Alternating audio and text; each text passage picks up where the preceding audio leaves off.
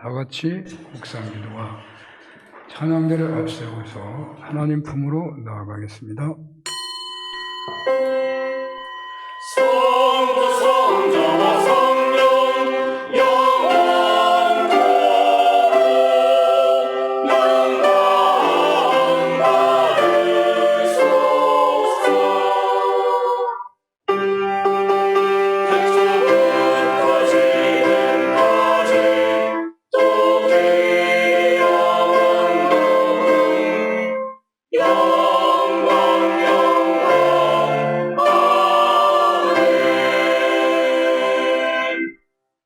형제를 사랑하여 서로 우애하고 존경하기를 서로 먼저 하며 부지런하여 게으르지 말고 열심을 품고 주를 섬기라.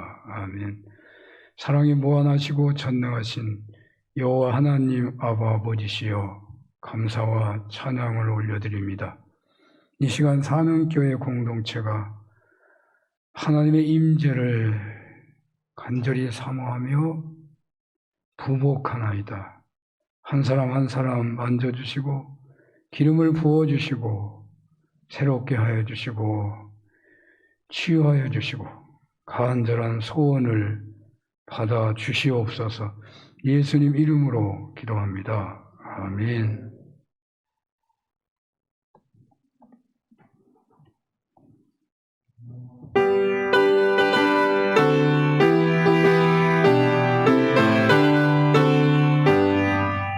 이날은 주님 정하신 참 기쁜 날일세. 온 천하 만민 주 앞에 다 찬송하여라. 주 오늘 부활하시고 사망을 이겼네. 구주를 믿는 성도들 그 복음 전하세.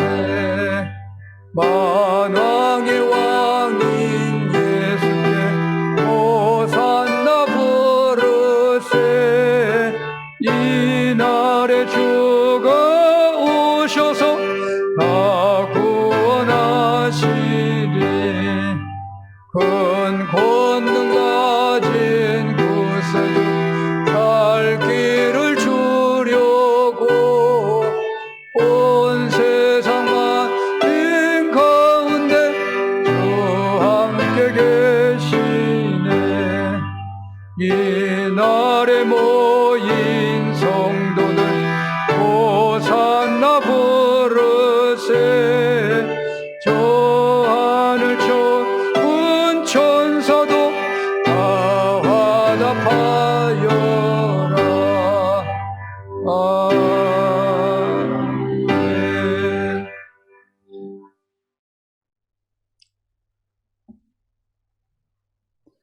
나는 포도나무요 너희는 가지라.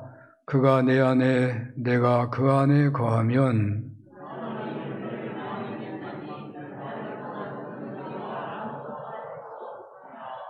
사람이 내 안에 거하지 아니하면 가지처럼 밖에 버려져 마르나니,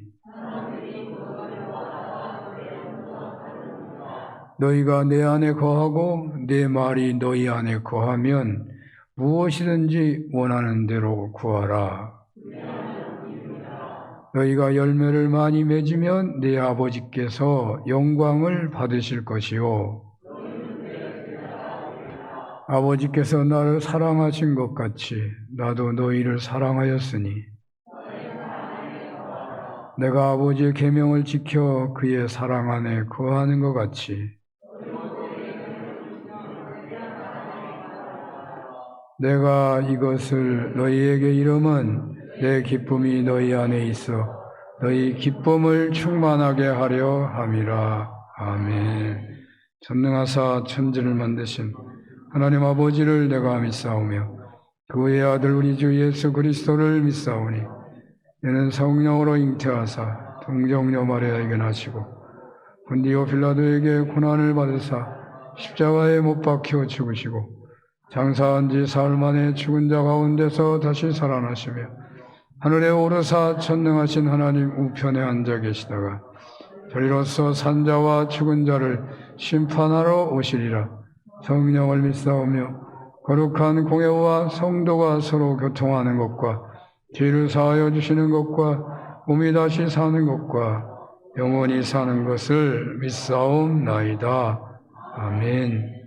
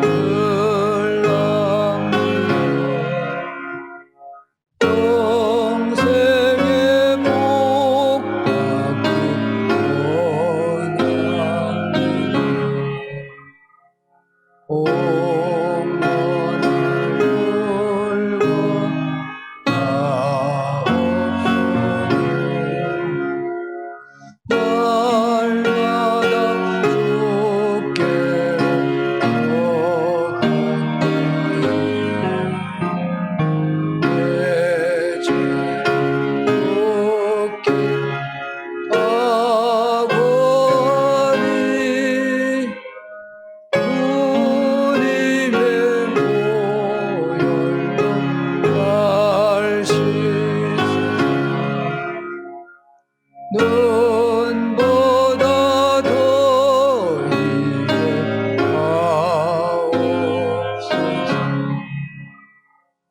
하나님 알게요도 주 예수 앞으로 더 가까이 이 세상 독한 그 허영시 또 추한 생각을 다 버리니 정결한 마음 내게 늘 주소서. 이 세상 내가 살 동안에 주께로 날마다 더 가까이 옆에는 좀 나 들어가 한없는 복락을 얻도록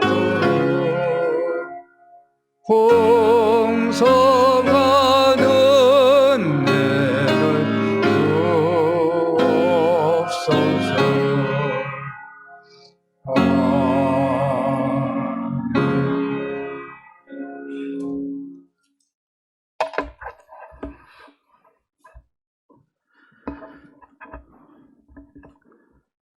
살아계셔서 저희들의 삶을 주관하시는 거룩하시고 은혜로우신 하나님 아버지, 하나님의 크신 은혜에 감사와 영광을 올려드립니다. 저희들의 주인 되신 하나님 아버지께 찬양과 경배를 올려드리기 위해 저희들 모였사오니 이 시간 하나님께 드리는 이 예배가 신령과 진리로 드리는 예배가 되게 하여 주시옵소서. 하나님께서 기뻐 받으시는 영적인 예배가 되길 원하오니 이 시간 저희들이 드리는 예배 가운데 함께하여 주시옵소서. 용서의 하나님 아버지, 죄로 인하여 영원한 벌을 받아야만 하는 저희들을 독생자 예수 그리스도의 십자가 보혈로 구원하여 주시니 감사드립니다.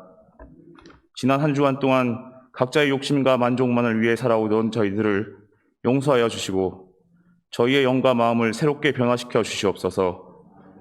오늘 이 예배를 통하여 제사함의 확신을 얻게 하여 주시고 저희를 정결케 하시는 하나님의 능력을 경험하게 하여 주시옵소서.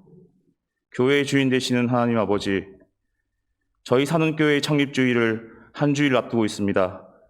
하나님의 섭리로 하나님께서 직접 세우시고 늘 역사하시는 저희 산운교회를 통해 하나님의 뜻을 세상에 전하게 하시고 이곳에서 진리의 말씀이 선포되게 하시니 감사드립니다. 저희 산운교회가 하나님의 뜻을 이루는 교회가 되게 하시고 하나님의 사랑으로 충만한 교회가 되게 하여 주시옵소서. 산운교회에 속한 모든 성도들이 하나님의 말씀에 순종하며 서로 화합하고 서로 격려하고 위로하는 믿음의 공동체가 되어 하나님께서 기뻐하시는 교회가 되며 사람들에게 좋은 교회라 소리를 듣게 하여 주시옵소서. 2022년도가 어느덧 후반으로 접어들고 있습니다. 코로나 장기화로 여전히 혼란스럽고 힘든 상황이 이어지고 있는 이때 저희들의 어려움을 아시는 하나님께 간구하오니 어려울 때일수록 오직 하나님을 붙들게 하옵시고 주님만 바라보고 기도하고 간구할 수 있는 믿음을 주시옵소서. 어둡고 혼탁한 세상에 타협하지 않게 하시고 믿음으로 하나님을 바라볼 수 있도록 축복하여 주시옵소서.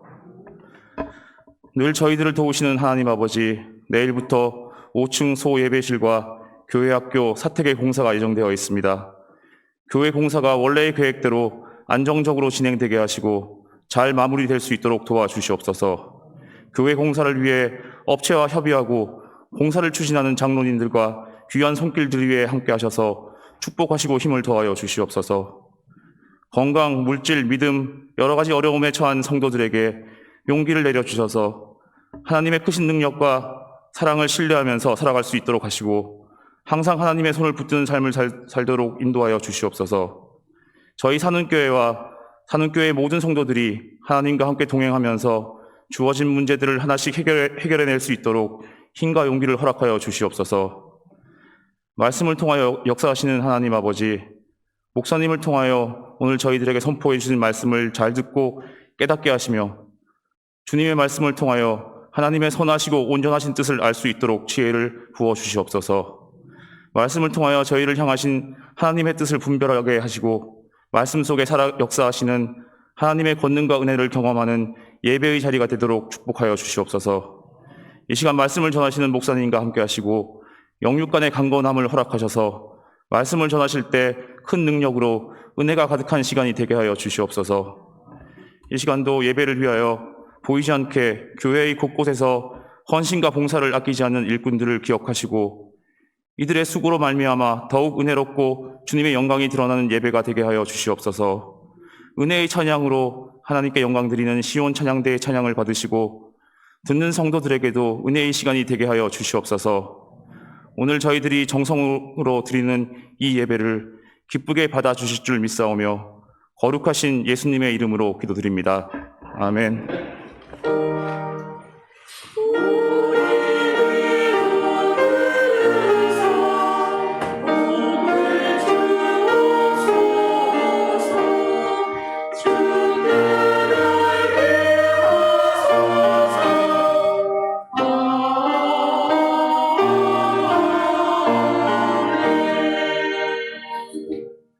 성경 말씀은 마태복음 18장 6절에서 9절입니다. 마태복음 18장 6절에서 9절 봉독합니다. 누구든지 나를 믿는 이 작은 자 중 하나를 실족하게 하면 차라리 연자맷돌이 그 목에 달려서 깊은 바다에 빠뜨려지는 것이 나으니라. 실족하게 하는 일들이 있음으로 말미암아 세상에 화가 있도다. 실족하게 하는 일이 없을 수는 없으나 실족하게 하는 그 사람에게는 화가 있도다. 만일 내 손이나 내 발이 너를 범죄하게 하거든 찍어내버리라. 장애인이나 다리 저는 자로 영생에 들어가는 것이 두 손과 두 발을 가지고 영원한 불에 던져지는 것보다 나으니라. 만일 내 눈이 너를 범죄하게 하거든 빼어내버리라. 한 눈으로 영생에 들어가는 것이 두 눈을 가지고 지옥불에 던져지는 것보다 나으니라. 아멘.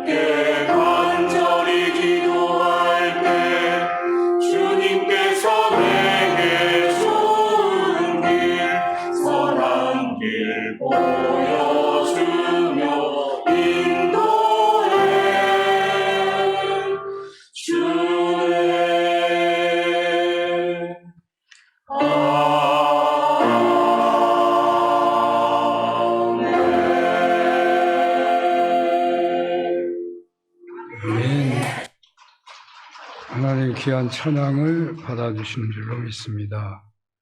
마스크까지 쓰고 하나님 힘든 현실이지만 하나님 우리가 주님 앞에 예배한다는 것이 우리가 주님 앞에 몸을 바친다는 것이 언제나 찬양이 앞서는 줄로 믿기에 하나님 앞에 신령한 제사가 신령한 예배가 되기를 소원하며 앞장서나이다.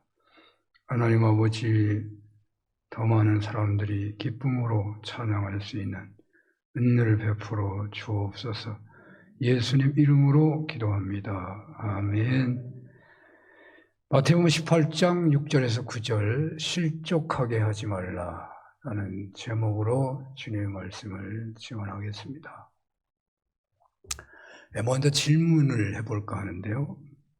세상에서 가장 큰 죄를 뽑아본다면 뭐라고 답을 여러분은 하시겠습니까?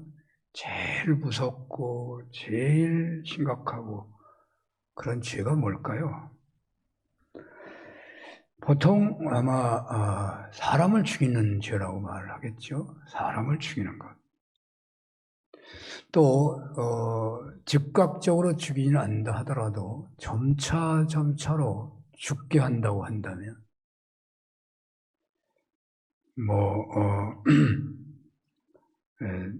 이 사회의 그런 모든 범죄가 사람을 해롭게 하는 것이고 결국 점점 죽도록 하는 거라고 할 수 있겠죠.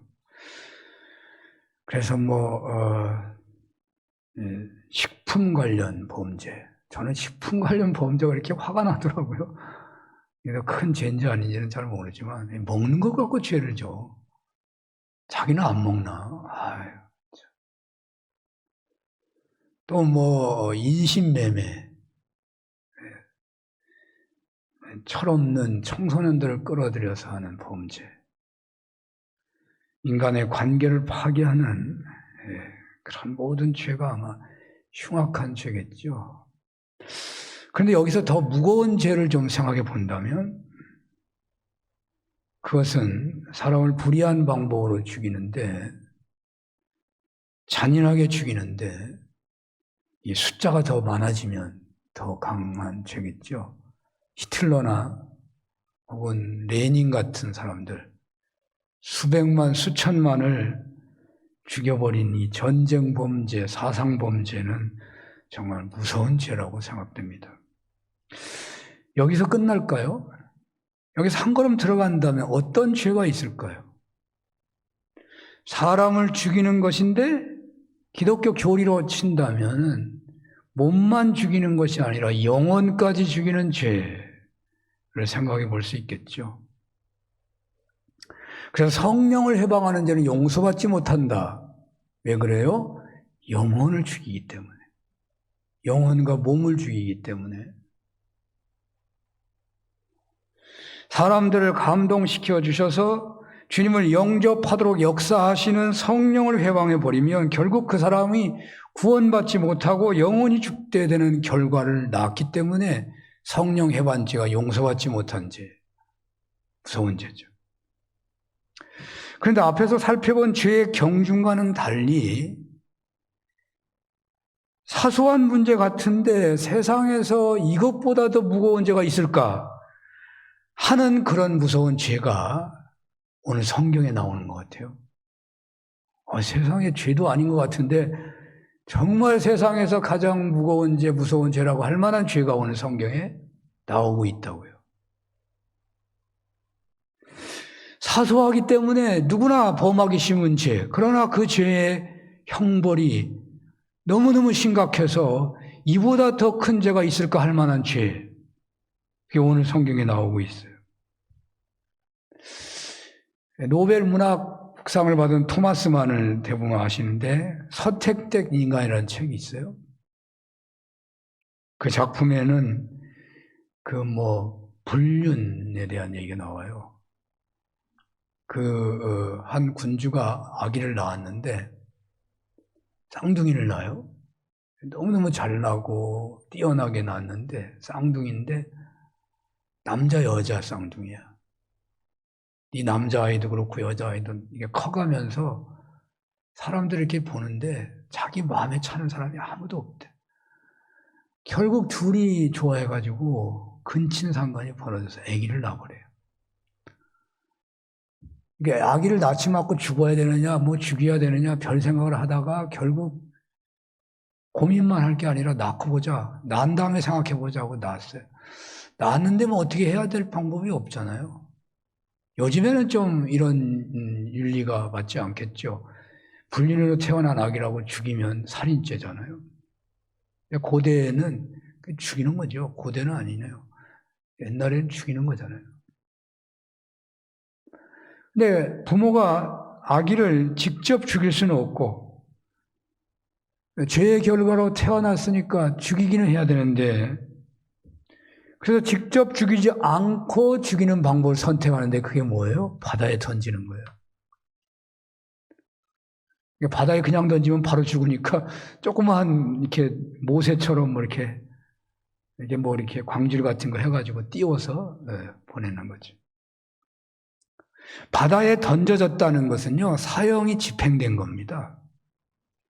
그런 것처럼 다 예상대로 죽게 된 거죠. 전설 따라 삼천 이런 것들이 뭐 심청이가 물에 들어갔는데 살아난 얘기가 나오니까 물에 빠져도 뭐 안 죽는다고 생각할지 모르지만 저희 어렸을 때 보면요, 여름에는 그 저수지 같은 데서 매년 몇 명씩 죽더라고. 아마 뭐 제가 이 하산운동의 그 저수지에도 1년에 한 명씩은 죽는 것 같더라고. 제가 그때 소식을 들은 것 같아요. 물에 빠지면 죽는 거예요. 물에 던져지면 죽는 거예요. 성경에 모세가 건져지고 요나가 건져져서 그런 생각을 할지 모르지만, 그러나 또 한 가지 분명한 사실은 여러분도 다 물에 빠져서 죽을 고비 다 겪었을 것 같아요. 저도 죽으려다 살아났으니까. 물에 던져졌는데 살 기회가 또한 신락가치는 있는 거죠. 0.000% 정도는 있는 거죠. 그런데 오늘 본문의 형벌이 뭐냐면 그냥 던져진 게 아니라 무슨 갈대 상자에 쌓여져서 던져지는 게 아니고 연자맷돌을 목에 메고 던져지는 게 낫다. 이 얼마나 큰 죄라는 거예요. 연자맷돌을 목에 매달고서 빠져 죽는 것이 더 낫다. 그 죄가 과연 무엇이기에 그렇게 심각한 형벌을 내리는 것입니까? 그러나 놀라웠게도 그 죄는 무슨 신문지상에 또는 우리에게 무슨 분노케 하는 그런 끔찍한 죄가 전혀 아니에요. 어린이를 유괴했다든지 뭐 인신매매 이런 게 아니에요. 그래서 주님께 항의하고 싶어요. 아니, 이게 무슨 죄가 된다고 이렇게 심각한 형벌을 가할 수가 있겠습니까? 하고 따지기에 충분한 그런 거예요. 주님께서 이렇게까지 심각하게 말씀하시는 죄는 실족해 하는 죄라는 거예요. 실족해 하는 죄. 실족해 하는 것이 무엇입니까? 이 발을 잘못 딛는 거예요. 발족자잖아요. 실수하는 거고. 가령 높은 산에 올라갔는데 제가 그런 경우가 좀 있더라고. 산을 잘 타니까 다른 사람도 잘 따라오겠지 하고 이제 뭐 높은 데고 뭐 험한 데고 잘 가니까 다른 사람도 편하같이 하다가 이제 쭉 따라오다 보면 이제 뭐 심각한 길을 만나고 말이죠. 그래서 실족하는 일이 벌어진다는 거죠. 그래서 떨어져서 죽을 수도 있는 거죠. 이게 실족의 범죄잖아요. 남을 실족하게 한 거니까. 이것은 남으로 하여금 죄를 짓게 하는 것도 실족의 죄예요. 죄를 짓게 하는 것 똑같죠.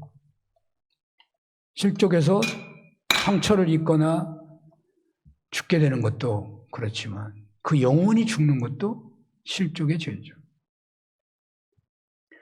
가령 들릴라가 삼손을 유혹해가지고 실족했죠. 들릴라 그녀는 실족해 하는 죄를 범한 겁니다.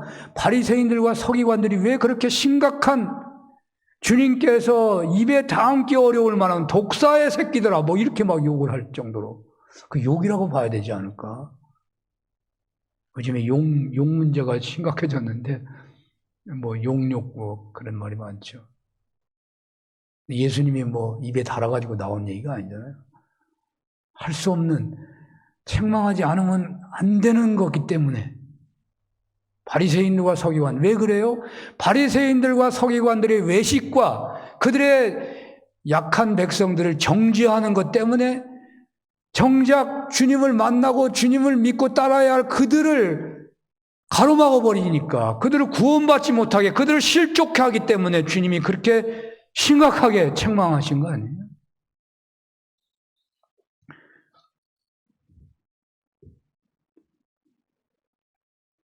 사실 어느 누구나 배우지 않고 태어날 때부터 강도가 되거나 살인자가 되거나 도둑이 되거나 폭력배가 되거나 가정 파괴범이 되거나 사기꾼이 되지는 않는 거예요. 누군가에게서 배우는 거잖아요.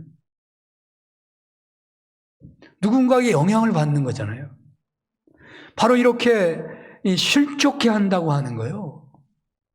심각한 죄가 되는 거예요. 실족해 하는 죄는 바로 이런 방향성을 갖고 있는 거예요. 그래서 오늘 성경은 실족해 하는 죄에 대해서 매우 무서운 형벌을 명하고 있습니다. 실족하게 하자는 말씀은요, 그래서 저는 여러분 11번째 계명을 말하면 이단이죠. 성경에 없는 것을 더하는 거니까, 더하거나 빼면 안 되니까. 재미로 11계명을 한번 만들어 보라면 여러분 어떤 것을 선택할 것 같아요? 저는 그냥 이 실족하게 하지 말아라가 11계명이 될 것 같아요. 도둑질해도 죽지 않아요. 간음해도 죽지 않잖아요. 당장 죽이라는 말은 없어요. 우상을 숭배하면 죽이라는 말이 많죠. 근데 간음하는데 현장에서 걸리면 이제 돌 맞아서 죽기도 하죠.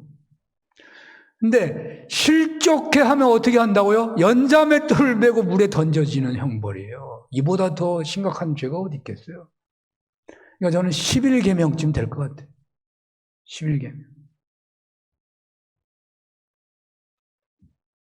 목회자로서 저는 이 말씀 앞에 두렵고요. 또 매우 이 말하기가 주저스럽고 그렇습니다. 저 때문에 상처받는 분이 있을까 하는 마음이 있어서 그렇습니다. 왜 목사님이 저러실까? 좀 더 겸손해지면 더 높임을 받을 텐데. 좀 더 가난해지면 더 부유해질 텐데. 좀 더 기다리고 인내하고 섬기기만 한다면, 좀 더 참으면서 기다리고 인내하면 성도님들이 더 열심히 충성할 텐데, 저 조금을 못 참고 입방정을 떠시나, 이런 생각이 들어요. 물론 저의 주님께 대한 열심이 잘못 표현되기도 했겠죠. 성격 차이로 오해가 되는 경우도 있겠죠. 어쨌든 저 때문에 신앙생활에 상처를 받으셨다면 어떻게 용서를 필요할지 모르겠어요. 실족해 하는 게 심각한 죄라고 그러는데. 오늘 말씀 앞에서 저는 회개하지 않을 수 없습니다. 저는 목회자의 영역 이상으로 교회 성도님들의 신앙이 성장하기가 어렵다는 이야기를 들었을 때 굉장히 당황했었습니다. 설교를 기록할 때도 엄청 회개가 되고 막 굉장히 그때 그 느낌이 그냥 그대로 전해지는 것 같더라고요. 집회 가면 그런 얘기 많이 하거든요. 목회자들 집회 가면. 처음에 갔을 때 제가 놀랬던 거죠.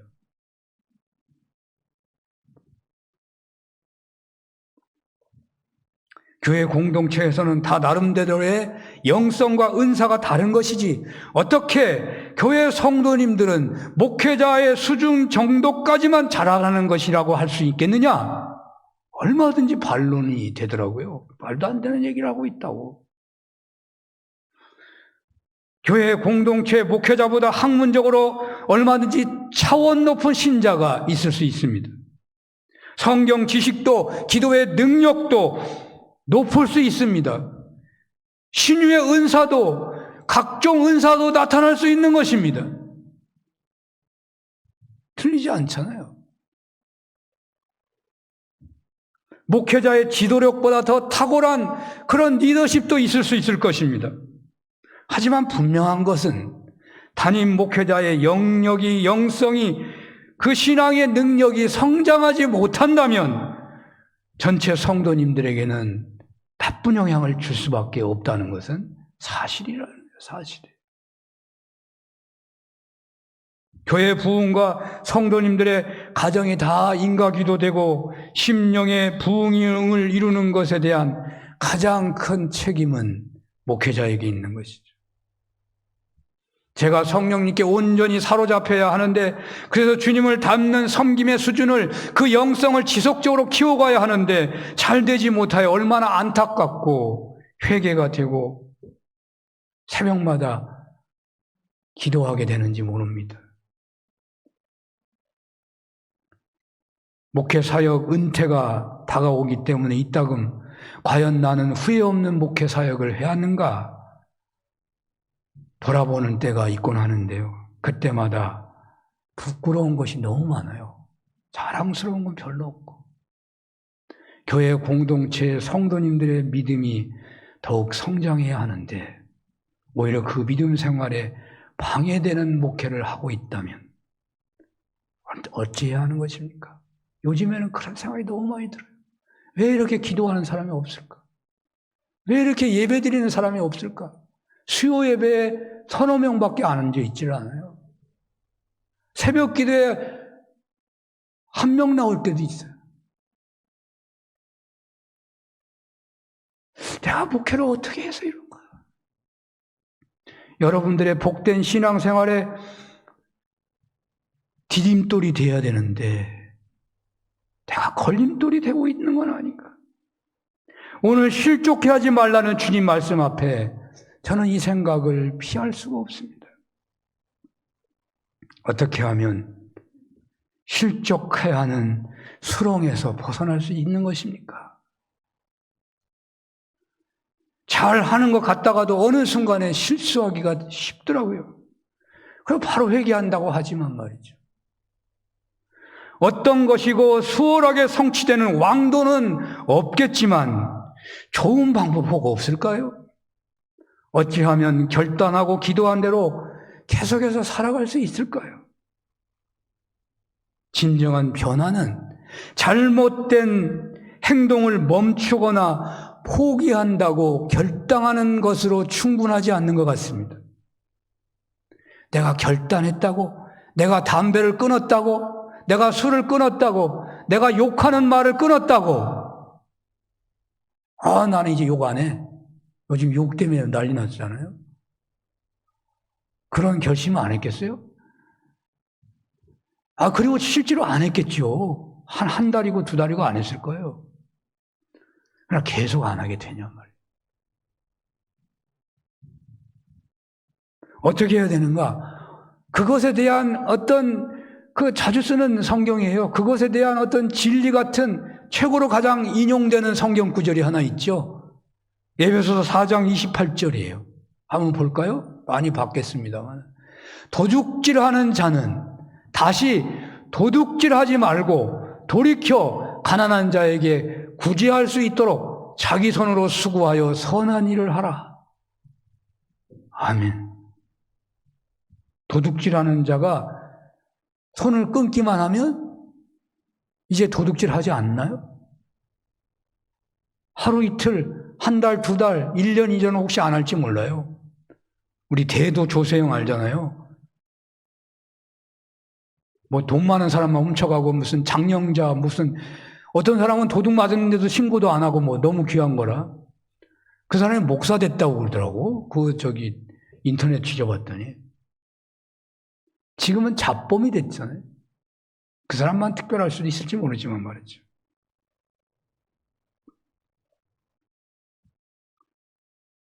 자기 손으로 수고하고 그 수익으로 빈궁한 자를 구제하는 선을 행하기까지 되어야 그나마 도둑질에서 벗어났다고 볼 수 있다는 거 아니에요? 성경이 하는 말씀이. 그렇습니다. 우리가 진정 남을 실족하게 하지 않는 삶을 사는 길은 실족하게 하는 행위를 중단하는 것으로 충분한 것이 아니고 남을 살리는 데까지 가야 하지 않겠냐 그 말이에요. 그러므로 실족게 하지 말라는 이 말씀은 남을 살려라 하는 말씀이 되기도 하는 거예요. 남을 살려야 한다. 세상에서 가장 무서운 죄가 되는 것이 남을 실족게 하는 것이라고 한다면 그 반대인 남을 살리는 일은 분명 가장 위대하고 고귀한 일임이 분명합니다. 죽어가는 환자를 치료한 의사는 존경을 받습니다. 천방지축 비뚤어진 학생을 바른 인격자로 가르친 선생님 존경받습니다. 물에 빠진 사람 위기에서 건네줬다면 얼마나 칭찬을 받겠습니까? 그런데 살리는 것은요, 이렇게 거창한 것만 말하고 있는 게 아니죠. 이웃에게, 가족들에게, 낙심한 자들에게 살만 나게 해주는 그런 격려조차도요, 남을 살리는 거 아니겠습니까? 격려해주고 칭찬해주고 도움이 되고 위로해주고 함께 웃어주고 함께 즐거워하는 것도 이웃을 살리는 것이 되는 것입니다. 무릇 신앙인의 삶이란 바로 이러해야 할 것입니다. 우리는 이런 일로 인해서 더욱 기쁨이 넘치고 예수 믿는 멋과 맛을 느껴야 하는 것입니다. 오늘날 이러한 삶을 멘토가 되어주는 거라고 말을 하죠. 멘토라는 말을 하더라고요. 원래 멘토라는 사람이 그런 일을 해가지고 이게 멘토라는 말이 나왔다고 그러더라고요.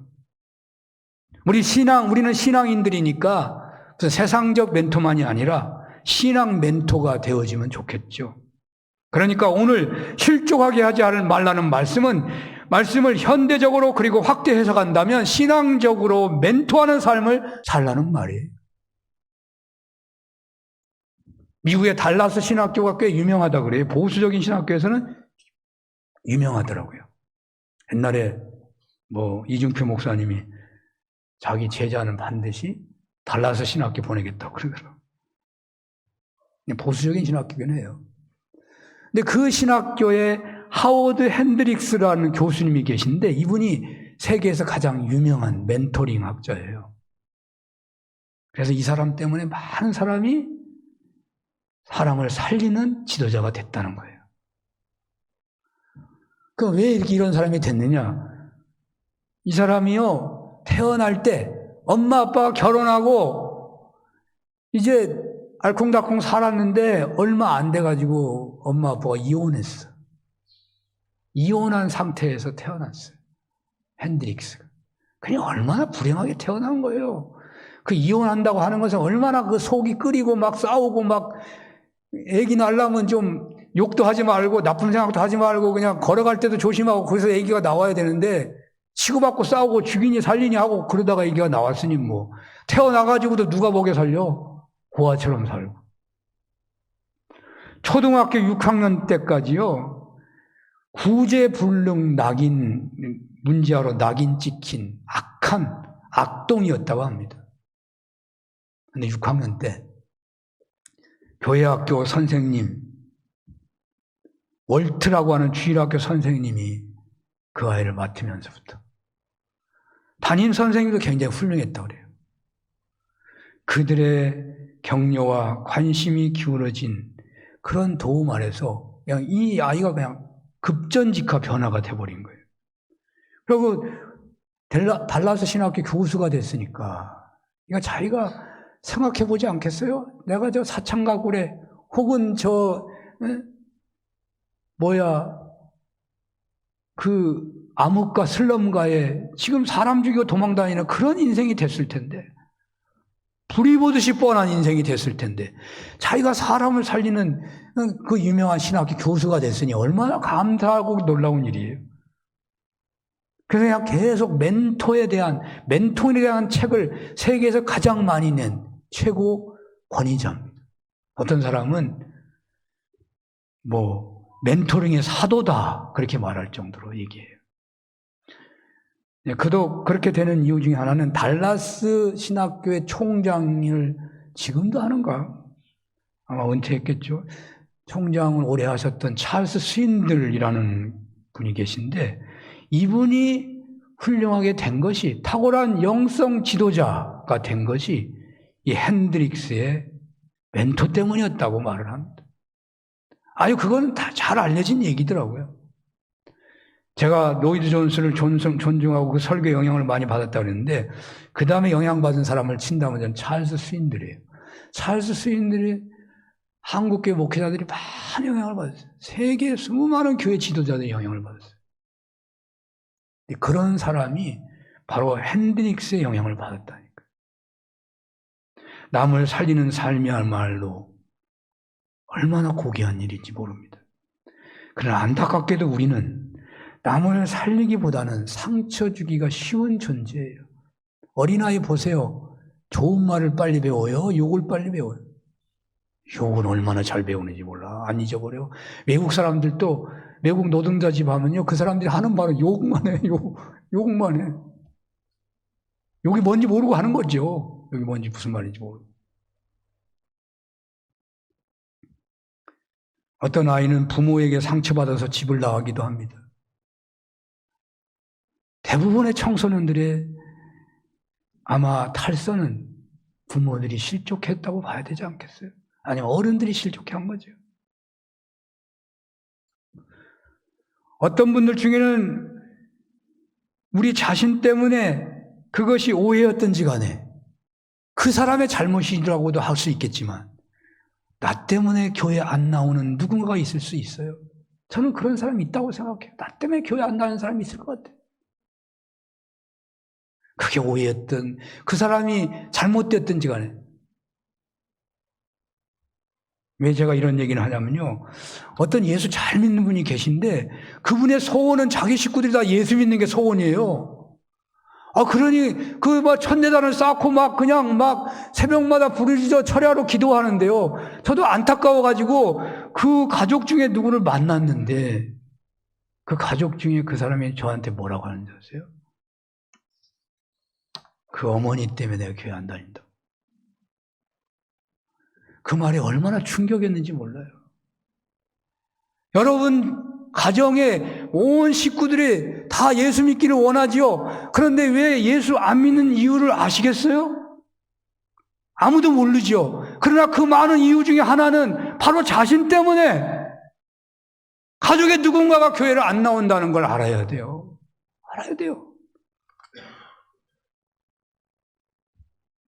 우리는 쉽게 하는 말 한마디에 남이 넘어질 수 있다는 것을 기억해야 돼요. 왜? 실족하면 연자맷돌을 메고 물에 들어가는 게 낫다. 네가 눈이 실족하면 눈을 빼라고 말이 나오잖아요. 심지어는 오늘 성경은 그렇게 말하고 있는 거예요.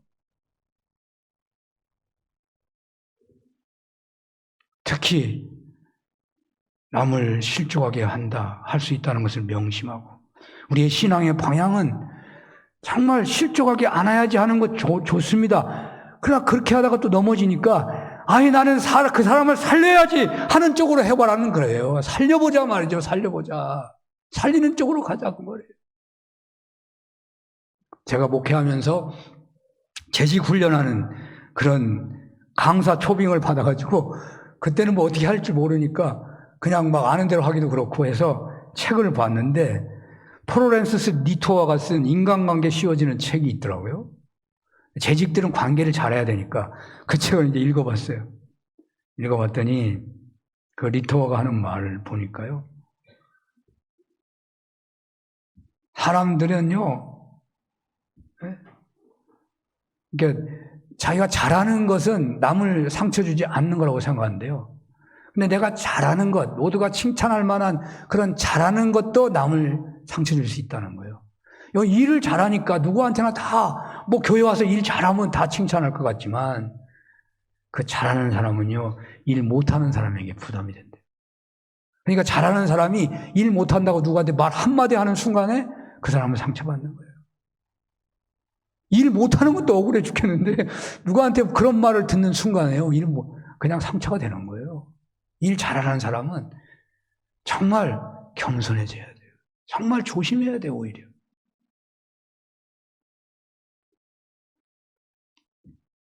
그러므로 우리가 인간관계를 잘하는 최선의 방법은 다른 사람의 필요를 알아내서 그 필요를 채워주는 거라고 리통을 말을 합니다. 어떤 사람이 교회 인물이 되어야 할까? 어떤 사람이 교회에서 칭찬받아야 할까? 남의 어려움을 찾아서 그의 필요를 찾아서 그 필요를 도와주려고 하는 그런 방향으로 살아가는 사람이요. 정말 예수님을 따르는 정말 필요한 그런 신앙인이에요. 다 장점이 있고 단점이 있겠지만요. 하나님 앞에서 남을 넘어지게 하지 않으며 오히려 이웃에게 용기를 주고 힘이 되어주고 살만내게 해주는 그런 분이야말로 교회 공동체 신앙 인물이라고 하지 않을 수가 없는 것이죠. 우리 교회 산업교회가 화재 복구 공사 완료했는데 이게 뜻하지 않게 누수 공사가 벌어지게 되었어요. 이것이 완료되면 다시금 도약위에서는 은혜를 누려야 하겠는데 그런 역사는요 바로 이런 신앙인이 한 사람 한 사람 늘어날 때 가능하지 않겠어요? 그렇다면 어떻게 하면 남을 실족하지 않으며 남을 살리고 남에게 생기를 주는 멘토하는 신앙인으로 살아갈 수 있겠습니까? 앞에서 에베소서 얘기를 했습니다마는 이 리토의 책을 가지고 한번 생각해 보려고 합니다. 이분이 설문조사를 했더라고요. 30년의 삶을 돌아보라는 거예요. 30년간 남들이 나를 힘들게 하는 경우가 뭐였냐?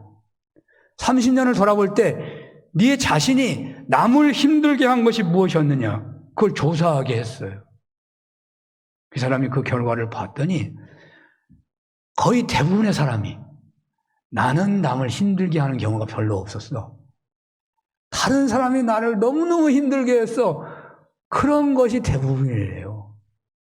그것뿐만 아니라 다른 사람이 나를 힘들게 했다는 내용은요 구구절절 많대. 다양하고 많아. 근데 내가 남을 힘들게 했다는 것은 너무 단순하고 어찌 보면 그 힘들게 한 것도 아닌 말들이에요. 그 예를 한번 볼까요? 나를 힘들게 하는 남들의 태도, 불평하는 사람. 불평하는 사람 여러분 생각해야 돼요. 저도 불평을 아주 잘하는데 불평하는 게 사실 자기 혼자 하는 경우가 많잖아요. 남한테 하는 게 아니고. 물론 남에게도 할 수 있어요. 나를 책망하는 경우도 불평이거든요. 그게 다른 사람을 힘들게 하는 거래요. 교만한 사람, 뭐 당연하겠지. 허풍쟁이, 허풍 떨면 뭐 힘들게 안 할 것 같죠? 그게 힘들게 해요. 위선자, 큰 소리를 치고 주의를 끄는 사람. 나 일을 잘해보려고 하는 건데, 근데 일하면서 막 큰 소리 치는 사람이 있어요. 그건 힘들게 하는 거래요. 헛소문을 퍼뜨리는 사람, 내가 말하는 것을 좋아하지 않는 사람, 비평만 하고 책임질 줄 모르는 사람, 거짓말쟁이, 속이는 사람, 약한 자를 못 살게 하는 사람, 밀고자 속이 좁고 완고한 사람, 고집센 사람이 엄청 힘들게 하는 거예요. 이건 다 힘들게 하는 말이 나오는데요. 인정이 되는데 자신이 남을 힘들게 한 결점이 뭐냐고 써보라 그러니까 뭐가 나온 줄 아세요? 공통적으로 나오는 게 열등의식이래요. 열등의식 때문에 내가 남을 힘들게 했어. 그럴듯하기도 하지만요. 열등의식은 죄가 안 될 수도 있어요. 과식이래, 과식. 나는 너무 많이 먹어가지고 남을 힘들게 했다. 여러분, 과식이 남을 힘들게 해요? 너무 많이 먹으니까 살이 쪄가지고 사람들한테 힘들게 할 수 있겠지. 엄마, 아빠한테도 힘들게 하고. 과식이 힘들게 했다. 외국 사람들이야 그럴 수 있겠어요? 소극적인 면, 내가 너무 소극적이어가지고 사람들이 힘들게 했대. 음치여서 힘들게 했대. 찬양대 못 쓰니까. 음치여서 힘들게 했대. 여러분, 음치여서 남 힘들게 했다고 정말 땅을 치면서 회개한 적이 있어요? 음치여서 힘들게 했대. 자연스럽지 못해서, 의지가 약해서, 우유부단해서, 게을러서 남을 힘들게 했대. 공상가여서 남을 힘들게 했대. 공상을 많이 해가지고. 뭐 힘들게 했겠죠. 그러나 이게 뭐 죄 같지도 않잖아요.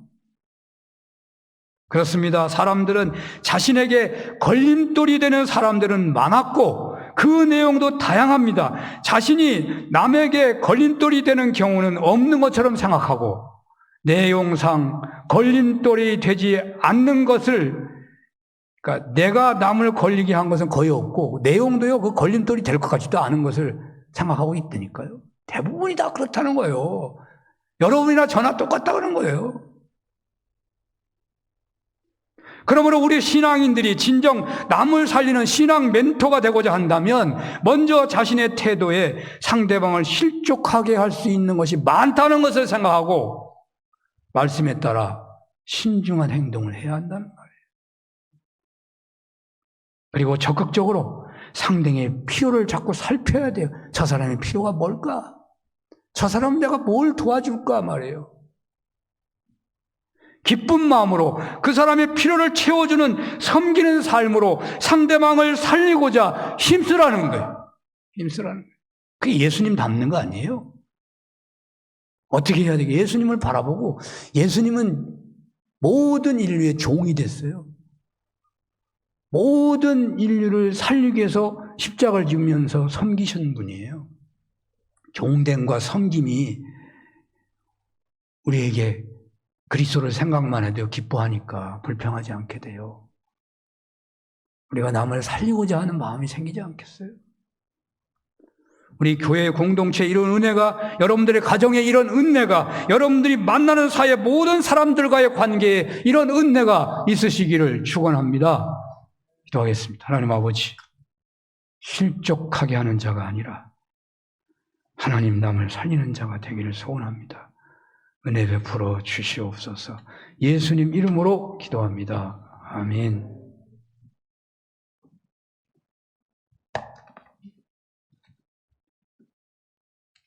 (552장)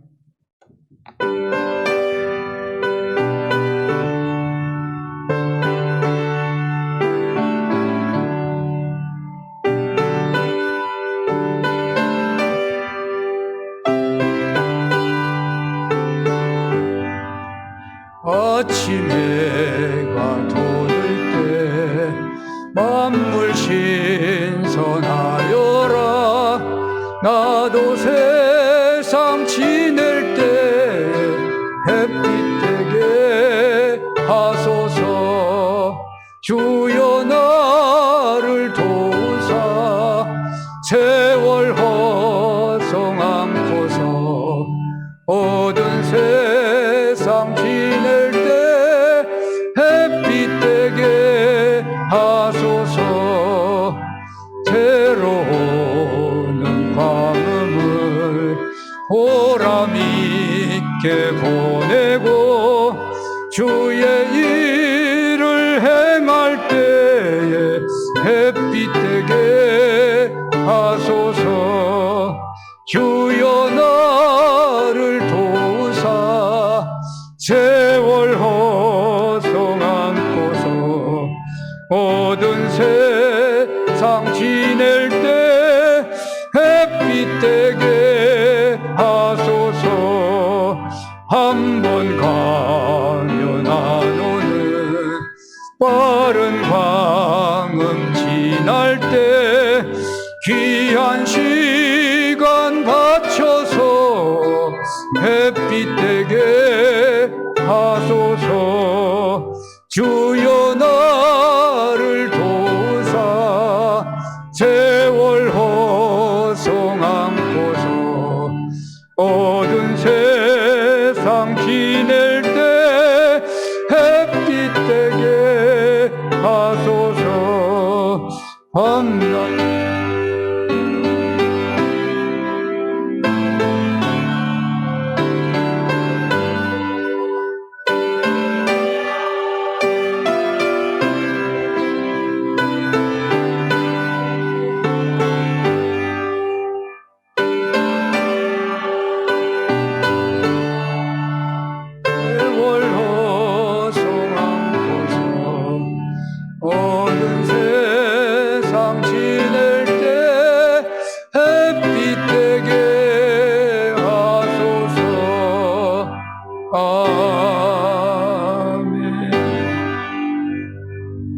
하나님 아버지시여, 우리의 몸을 드리는 고백으로 물질을 성결합니다.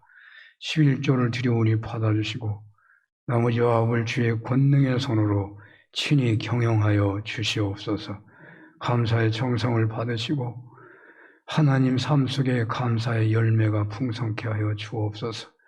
주일원금 1,000번제, 성경금, 모퉁이원금, 건축원금, 하나님 여러 가지 제목으로 드리고, 또한 예배의 여러 가지 방법으로 차량, 하나님 방송실, 재정관리, 찬양대 여러 가지 모양으로 몸을 드리오니 기뻐 받아 주시옵시고, 주의 부르심 앞에 하나님 쓰임 못 받는 것이 아니라 언제나 쓰임 받는 축복의 삶들이 되게 하여 주시옵소서. 예수님 이름으로 기도합니다. 아멘. 교회 소식을 전합니다. 다음 주가요, 교회 창립 기념주일인데요. 참 코로나라 뭐 잔치하기도 어렵고, 떡은 아주 맛있게 하겠습니다. 우리 교회 떡이 유명합니다.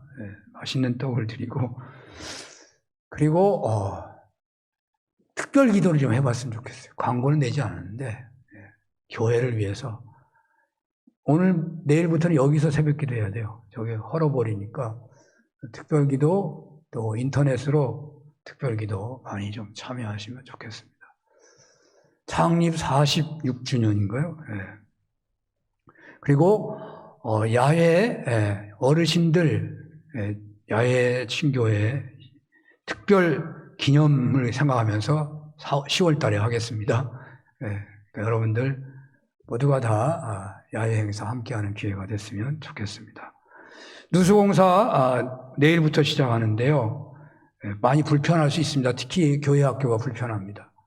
교회 학교에서 기도해 주시기 바라고요.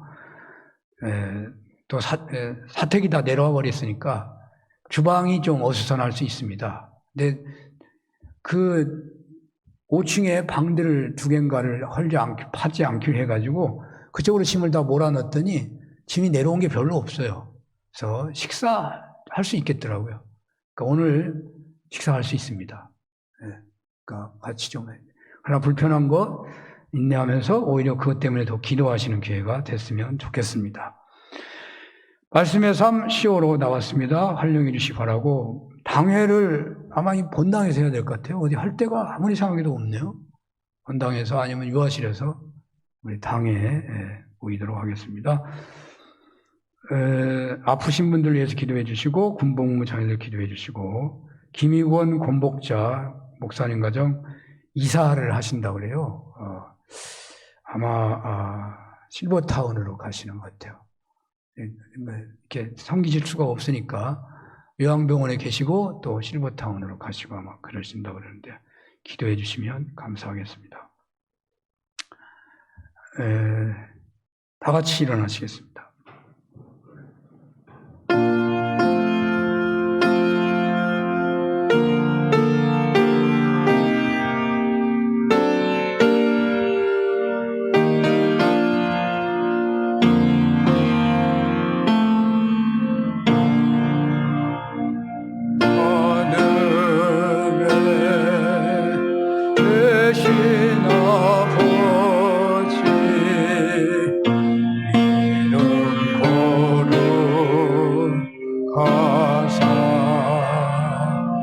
주님 나라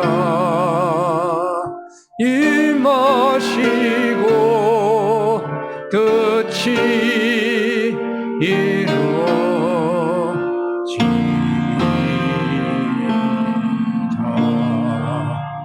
일용할 양식 주시고 우리들의 큰 죄 다 용서하옵시고 또 시험에 들게 마시고 악에서 구원하소서.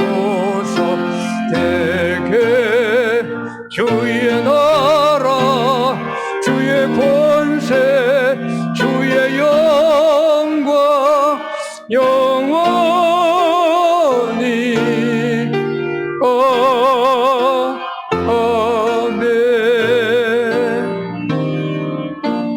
성부, 성자, 성령 하나님의 크신 은혜와 사랑하심과 역사하심이 실족케 하지 말라는 말씀에 따라 주님 실족하기 쉬운 내가 남을 실족하는 것, 잘 생각하지 못하고 살기 쉬운 것 밝히 알았사오니 말씀에 따라 내 삶에 주의할 것을 경고하며 오히려 살리기를 원하며 남의 필요를 살펴서 살리기를 원하며 그리스도를 따르기를 원하는 모든 종들 머리 위에 영원히 함께해 주시옵기를 축원합니다. 아멘.